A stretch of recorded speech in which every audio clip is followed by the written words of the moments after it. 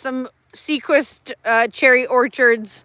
Some of their orchards, they have about 1,300 acres of orchards, and you can see the ice that has been built up from the weekend storm and some of the damage that has been done because of the ice. Talking with the owner of Seaquist, Jim, he said that they woke up Saturday morning to a little bit of ice, but all the rain that continued to fall over the weekend just added more ice, and it built up. And he said it was 29 degrees and pouring down rain, and instead of just helping to melt the ice that was on these trees, on these limbs already, it just continued to build up. I'm gonna get you a little bit closer. You can just see how thick the ice is on some of these branches, actually on all of the branches. It's not just some of them.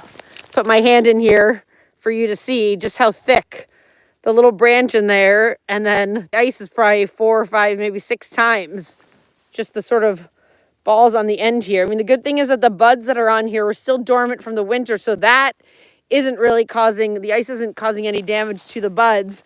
The damage, though, is breakage, is what there's a lot of concern with here, that trees, just because the weight of the ice that's on here, coupled with the winds, they said the winds were very high yesterday, and that just started, these trees just couldn't handle the weight anymore between the ice and the wind, and they just started to snap.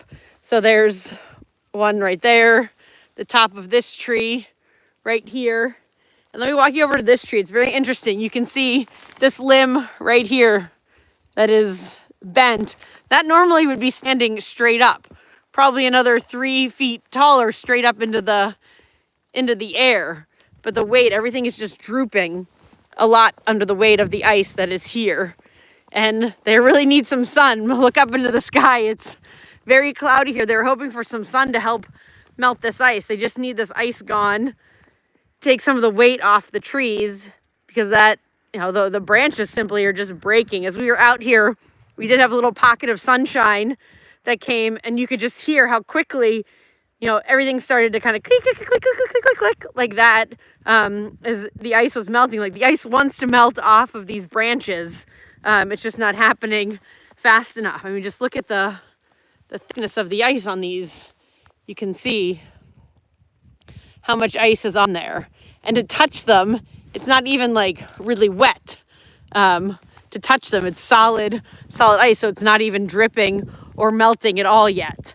But this is what it looks like up here. And it's really kind of like the Sister Bay North area up towards Washington Island is what Jim Seaquist told me. As we were driving up through Door County and Bailey's Harbor, there was no ice like this.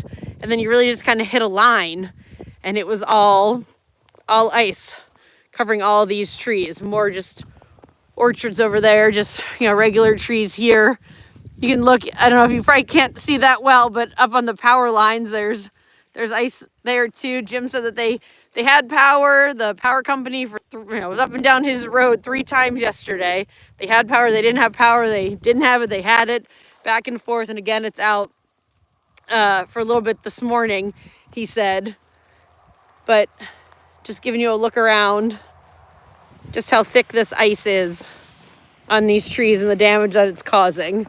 Just randomly, he said, some of the older trees probably were hit a little bit harder. You'd think that these newer trees, where we are, these trees are only about 8 or 9 years old. He said should have been able to handle this a little bit better, but really this is kind of unprecedented situation. This is the worst he said he's ever seen. He's never seen anything like this. You get a little bit of ice built up on these trees, but not the entire tree. I mean, every tree up here is covered in ice. The outside branches, the inside branches, just completely covered. Get you in a little bit closer. I mean, you can just see the thick ice is all over all of these trees and just weighing them down and breaking branches like this one up here. And he said, in cases, this is probably about 30% of this tree is gone here with this branch, and they'll get out here and they'll do a lot of cleanup, and they'll bring a chainsaw out and cut off this broken branch. But he said when stuff like this happens, large branches, this tree won't last as long as it normally should. Its life expectancy won't be as long because it'll get diseased or just doesn't have the hardiness anymore. So That's what they're kind of dealing with up here. They just need the sun to come out. They're hoping this afternoon to get a little bit of sun to help melt this off. They don't care if it melts fast or slowly. They just need it to melt to get all this ice off. I mean, just look at the, you know, this big branch, just the amount of ice that's on that big branch. As he said, just snow, rain continued to fall, and the winds, and this just froze and really encased all of these trees. So we'll have much more on this coming up for you tonight on Fox 11. We hope you all have a great day.